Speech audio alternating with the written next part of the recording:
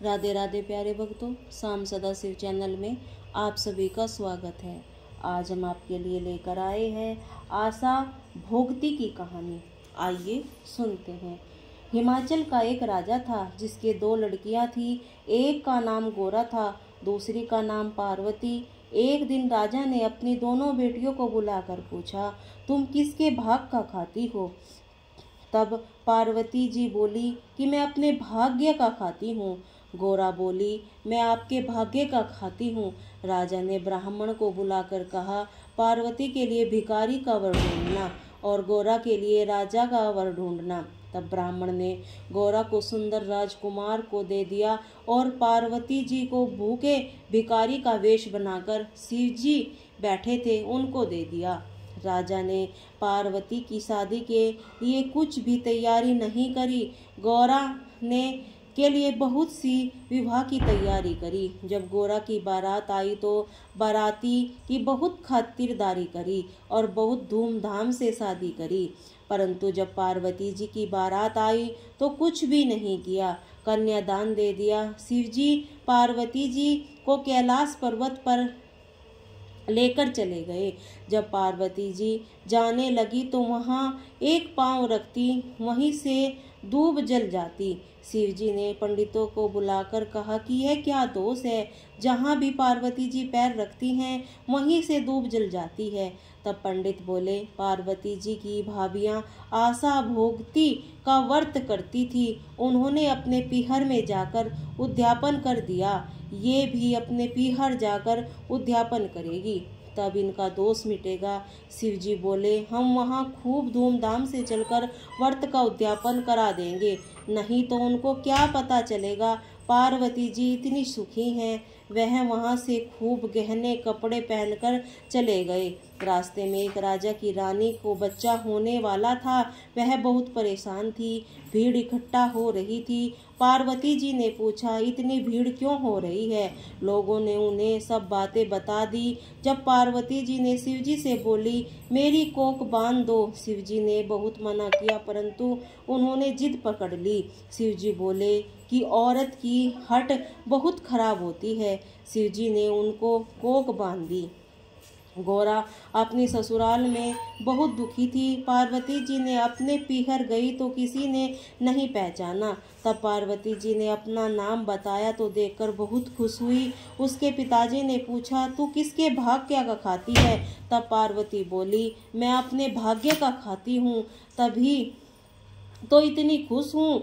वहाँ उसकी भाभियाँ आशा भोगती का उद्यापन कर रही थी। पार्वती बोली कि मैं अपने उद्यापन की तैयारी नहीं है, नहीं तो मैं उद्यापन कर देती। तब भाभिया बोली, तुम्हारे पास किस चीज की कमी है? वह शिव जी अपने आप ही तैयार कर देंगे, उन्हें तो कहने पर भी देर है। उनकी भाभिया दासी से बोली कि शिव जी कुएं पर बैठे हैं, उनके जाकर कह दे कि पार्वती जी की आशा भोगती के व्रत के उद्यापन की तैयारी करनी है। तब दासी ने शिव जी की सारी बात कह दी। तब शिव जी ने अंगूठी दे दी और कहा, इससे जो भी मांगोगे मिल जाएगा। दासी ने वह अंगूठी ले जाकर पार्वती जी को दे दी। पार्वती ने ठीक तरह ऐसे तैयारी कर ली। 8 सुहाग पिटारी मंगवाई, 8 तिल, 8 गहने, 8 मोली, नथ, सुहाली, चूड़ा, नाल, थाली, रोली, मेहंदी, सिंदूर, काजल, टीका, सीसा और सुहाग की सभी चीजें उसमें डाल दी। एक सुहाग पिटारी सासू जी को देने के लिए अलग से तैयारी कर ली। तब भाभियाँ बोली, हम तो 8 महीने से तैयारी कर रहे हैं, तब भी इतनी तैयारी नहीं हुई, इसने थोड़ी सी देर में इतनी तैयारी कर ली। शिव जी ने पार्वती से कहा, अब घर चलो। तब ससुर ने शिव जी को जीवने के लिए बुलाया तो शिव जी खूब गहने पहनकर और छोटा सा रूप बनाकर बड़ी धूमधाम से जीवने गए। तब लोग बोले कि है पार्वती को भिखारी ढूंढ कर दिया, परंतु पार्वती जी ने अपने भाग से खूब राज कर रही है। शिव जी जीवने लगी, सारा खाना खत्म कर दिया। पार्वती जीवने लगी तो कुछ भी नहीं बचा, सिर्फ एक सब्जी उबली हुई पड़ी थी। पार्वती जी वह साग खाकर ठंडा पानी पीकर वहां से चल गए। रास्ते में खूब गर्मी थी, वह एक पेड़ के नीचे बैठ गए। तब शिवजी ने पूछा, तुम क्या खाकर आई हो? तब पार्वती जी बोली, जो तुमने खाया वही मैंने खाया।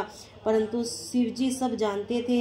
शिवजी हंसने लगे और बोले, तुम तो सब्जी और पानी पी कर आई हो। पार्वती जी बोली, आपने तो मेरा पर्दा खोल दिया, लेकिन किसी और का पर्दा मत खोलना। बाद में आगे गए तो जो दूब सूख गई थी वह हरी हो गई। शिवजी ने सोचा कि दोस्त तो मिट गए। पार्वती जी बोली, महाराज अब मेरी कोख तो खोल दो। शिवजी बोले, अब कैसे खोलूं? मैंने तो पहले ही मना कर दिया था। वहां से आगे गए तो बड़ी रानी कुएं पूजने जा रही थी। पार्वती ने पूछा कि महाराज ये क्या हो रहा है? शिवजी बोले, ये वही रानी है जो दुख पा रही थी, अब इसके लड़का हो गया है, इसीलिए कुआं पूजने आ रही है। पार्वती जी बोली, महाराज मेरी तो कोख खोलो। जब शिवजी बोले, मैंने तो पहले ही कहा था कि कोख मत बंधवाओ, लेकिन तुमने जिद कर ली थी। तब जादू से सारी चीजें निकालकर गणेश जी बनाए और पार्वती जी ने बहुत सारे नेक चार किए, कुआं पूजा। पार्वती जी बोली कि मैं तो सुहाग बांटूंगी। सारे देश में शोर मचा दिया। पार्वती जी सुहाग बांट रही हैं, जिसको लेना हो ले। साधारण मनुष्य भी दौड़कर सुहाग ले आए, परंतु ब्रह्माणी वैश्य स्त्रियां सुहाग लेने देर से पहुंची। तब पार्वती जी बोली, मैंने तो सारा सुहाग बांट दिया। शिवजी बोले, इनको तो सुहाग देना पड़ेगा। पार्वती जी ने नाखूनों में से मेहंदी निकाली, मांग में सिंदूर, बिंदी में रोली, आंखों में काजल और चिलती अंगूठी की छीला ले गए और सुहाग मिल गया। सारी नगरी में जय जयकार हो गई। पार्वती ने सबको सुहाग दिया है। इस व्रत का उद्यापन को कुंवारी लड़की भी नहीं लड़कियां ही करती हैं। इसके बाद विनायक जी की कहानी है। बोले राधे राधे।